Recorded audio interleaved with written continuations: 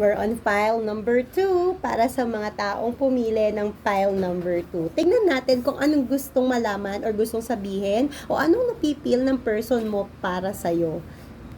Okay, para sa pumili ng file number 2, I can sense here na towards the relationship ay maraming pagtatalong nagaganap, maraming conflict na nagaganap, arguments na nagaganap. Okay? And dahil doon, sinasabi dito na labis na nasasaktan ang person na iniisip mo ngayon sa mga nagaganap between your relationship.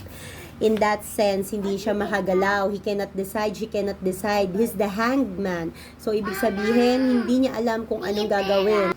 But, don't worry, at the bottom of the deck, we also have here the Hermit. Gulong-gulo yung taong nasa isip mo ngayon. He's looking for clarity, okay? But, I can sense here, natakot din siya na lumapit sa'yo kasi daw baka mag-away lamang kayo. But, gusto pa rin niyang ituloy, gusto pa rin niyang ipaglaban kahit hindi niya alam, daredevil, kumbaga, kung oo ka o hindi.